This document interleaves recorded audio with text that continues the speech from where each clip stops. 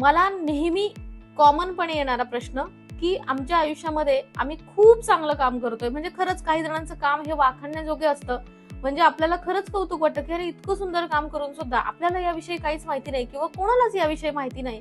तर तुमच्या पत्रिकेमध्ये असलेला चंद्र, सूर्य आणि त्याचबरोबर तुमच्या पराक्रम स्थानामध्ये असलेले ग्रह आणि या पराक्रम स्थानावरती असलेली ग्रहदृष्टी, ह्या गोष्टींमुळे तुमच्या आयुष्यामध्ये तुम्हाला मान सन्मान प्रतिष्ठा मिळणार आहे का नाही या गोष्टी बघितल्या जातात.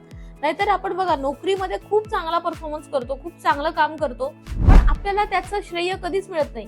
तिथे कोणीतरी व्यक्ती मीडिएटर मध्ये येते आणि आपणच केलेलं काम किंवा आपण दिलेलं प्रपोजल पुढे सरकवते आणि त्या व्यक्तीला खूप चांगली ऑपॉर्च्युनिटी मिळते किंवा त्या कामाचं श्रेय मिळतं जे आपणच केलेलं असतं. तर तुमच्या कुंडलीमध्ये अशा प्रकारचं कुठली अडचण आहे का की ज्याच्यामुळे तुम्ही काम करताय, तुम्ही एफर्ट्स घेताय, तुम्ही सगळ्या गोष्टी करताय किंवा घरामध्ये सुद्धा, नॉट नेसेसरी एव्हरी टाइम नोकरी, घरामध्ये सुद्धा जेव्हा एखादी गृहिणी आपण धरूया की एखादी गृहिणी असेल जी तिची सगळी कर्तव्य खूप छानपणे पार पडते, सगळं खूप छान करते, पण तिला सासरी म्हणा किंवा आजूबाजूच्या ठिकाणी म्हणा तिला त्याचा मान सन्मान मिळत नाही किंवा प्रतिष्ठा मिळत नाही, तर ही जी प्रतिष्ठा आहे ना ही तुमच्या पराक्रमाच्या स्थानावरून बघितली जाते आणि तुमचं पराक्रम स्थान जर बाधित असेल तर मात्र तुम्हाला अशा प्रकारच्या अडचणी येऊ शकतात. आणि ह्यावरती उपाय करणं अत्यंत सोपं आहे, कठीण काहीच नाहीये. त्यामुळे आयुष्यातली इतकी वर्ष फुकट घालवलेली आहेत, आता अजून फुकट नको घालवूया.